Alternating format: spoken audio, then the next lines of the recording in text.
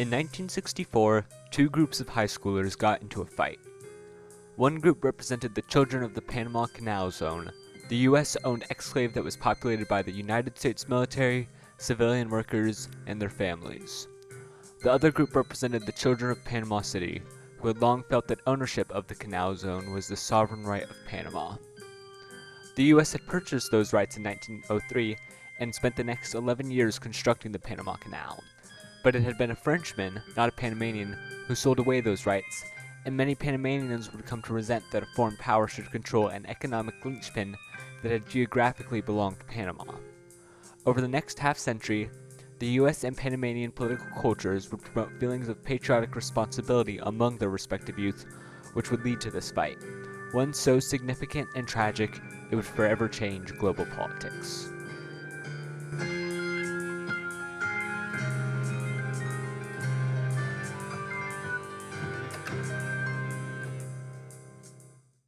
For the population of the Canal Zone, the U.S. military base was something of an idyllic suburban utopia. It was clean, organized, and its residents worked as well-paid public servants. It was a stark contrast to life in one of the poor and densely populated Panamanian cities just outside the zone. In these conditions, many Panamanians were left dissatisfied with being left out of the economic success of the canal, and there were constant attempts to negotiate more economic rights for Panama throughout the 1900s. This dissatisfaction would lead to violence in the 1950s when Panamanian politician Aquilino Boyd led a series of protests in an attempted peaceful invasion of the canal. The invasion was beaten off by Canal Zone police, but it put a spotlight on the Panamanians' anger and would set in motion a series of events that would, in 5 years, lead to a far more consequential and sorrowful clash. To understand these events, it's essential to understand the responsibilities felt by the Zonians and Panamanians. The life of a young person raised in the zone was often characterized by a unique relation to the American identity. One individual recalled, "Being born and growing up in a country other than the United States, while still being a U.S. citizen, evoked a kinship that is hard to understand." Those on the Canal Zone had family in the States, consumed the culture of the States, visited the States frequently, but nevertheless felt their separation. "I was an American nomad, going home to the States to visit grandparents infrequently and with no sense of belonging, just of passing through. It is strange to base patriotism on images and sounds, the movies and the top 10. Yet, many still regarded their U.S. citizenship as an essential part of who they were. I was as little and as much a patriot as any of my classmates. That is, as long as it didn't interfere with my fun, I was a proud American. After all, the U.S. government enforced the security, tranquility, and prosperity that those on the Canal Zone benefited from." One Zonian wrote, as a complaint, "One of the responsibilities of our jobs is to live up to the ideal of what an exemplary American should be. But for many, living up to the pressure to be an exemplary and patriotic American was their way of defining their unique national identity." On the Panamanian side, the youth experienced a different kind of social pressure. The poverty that many grew up in was alien to the privileged life in the zone. In Panama, as in much of Latin America, student movements were romanticized by the public, and the education system would deliberately politicize its students. Many students thus developed strong opinions on where the rights to the Panama Canal belonged. Era la oposición recalcitrante de la estructura colonial de los Estados Unidos que no admitía que nosotros los panameños teníamos derecho sobre ese territorio, que si bien lo cedimos para la construcción del canal, nunca lo cedimos para que ellos ejercieran un gobierno propio con sus instituciones, sus leyes. Tenían un grave problema. El problema consistía en que ellos sentían que como sus ancestros, sus padres, sus abuelos, sus bisabuelos, habían construido el canal. Ese canal era de ellos para toda la vida. Now, following Boyd's protests, the U.S. made a number of concessions to try and appease the Panamanians' demands, the most consequential of which was the decision that the Panamanian flag should fly alongside the U.S. flag throughout the Canal Zone. However, for one Balboa High School, a U.S. school within the zone, the issue was that the school simply didn't have two flagpoles. When the school still hadn't built a second flagpole by 1964, they decided to take down their U.S. flag so they would not be required to fly the Panamanian one. This was the source of the controversy. because the students of Balboa High, many of whom felt responsible to defend their fragile national identity, could not accept the taking away of such an important symbol. We knew a wrong when we heard it, and we knew it was wrong to take our flag from us to avoid a compromise. When a rumor spread that the school was going to cut down the flagpole, an individual named James Jenkins circulated a petition to defend the flagpole. Jenkins and other students, encouraged by their parents and other adults, decided to gather around the flagpole and run up a U.S. flag.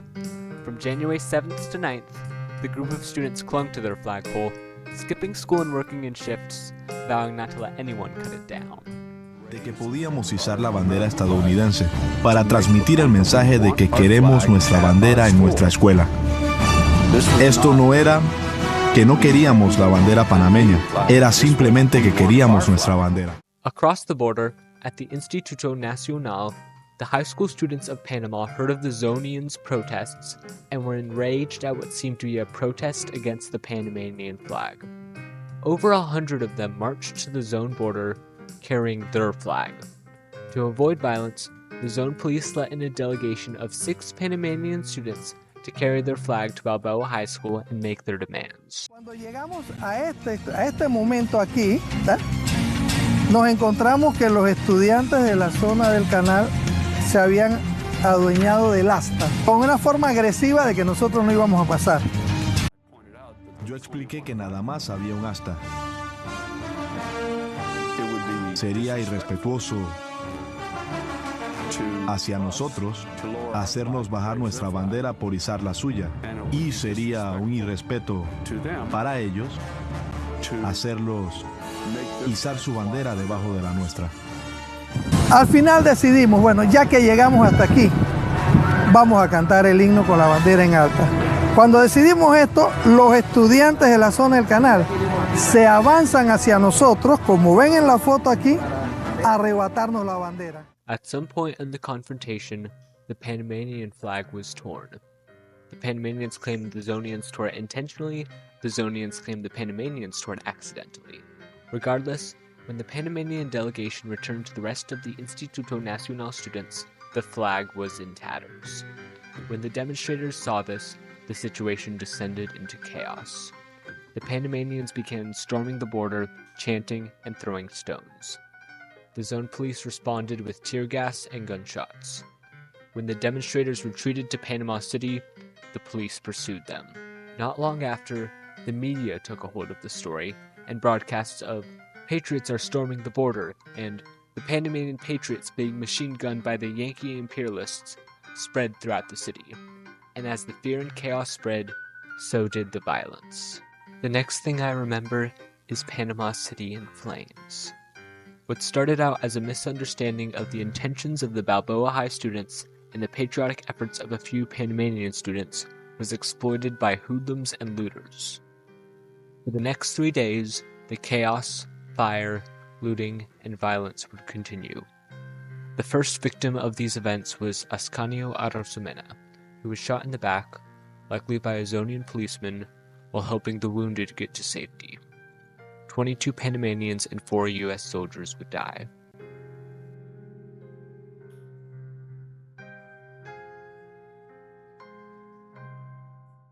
These actions of a few disobedient teenagers would kick off a new era in U.S.-Panamanian relations. Panama would respond to these events by cutting ties with the U.S., and future Panamanian politicians would use the Martyrs of 1964 as a rallying cry for anti-Americanism. In 1968, Omar Torrijos became dictator of Panama in a coup and promised he would claim the canal for Panama. In 1977, the U.S. finally agreed to cede control of the canal. The Panama Canal remains today a centerpiece of world trade and testament to the ingenuity of humankind. But it's also filled with memories. The memories of January 1964, when the responsibilities of patriotism and the question of sovereignty rights drove 2 groups of teenagers to change the course of history.